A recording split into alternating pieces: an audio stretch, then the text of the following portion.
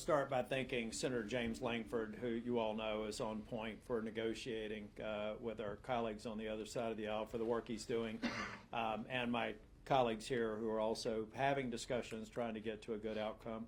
I also want to thank Border Patrol and Customs agents whose morale is at an all-time low. They know that they're overrun. They're dreading going to work every day because they know they're not going to succeed at their mission. This president could end this crisis right now without a single bill being passed. We know he's not going to do that, but we know it can be done because Trump did. This president also knows that the likely nominee for the Republican Party, and many people think the likely president to be sworn in next January, is Donald J. Trump. He said on his first day he was going to shut down the border, and I think he means it, and I hope that he would. But you know who's listening to that right now? It's the cartels.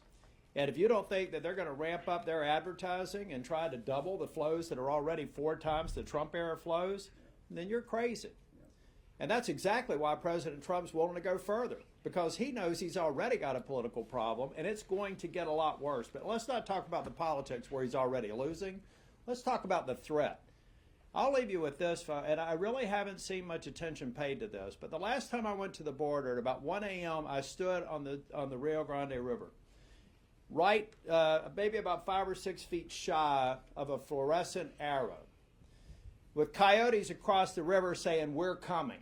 Now, what they meant by that is they're going to send about 50 people over, so Border Patrol will be engaged so that they can bring fentanyl or illicit materials across the border because we simply don't have enough border agents on patrol. They said, "We are coming."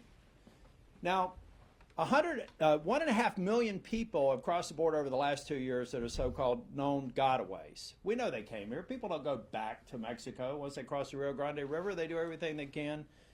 But these people are paying a premium and going through sectors of the border that they're doing everything they can to avoid Border Patrol. Back to that fluorescent arrow.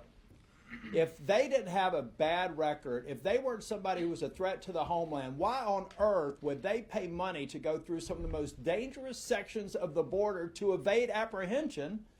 Why would they do that? Unless they've got a bad history or unless they've got a malign purpose. 1.5 million people, let's assume only 10% do. That's 150,000 people, ladies and gentlemen. So I care about Ukraine homeland security. I care about Israel's homeland security, but it would be immoral for me to put those two ahead of what I think is a clear and present threat to our homeland security.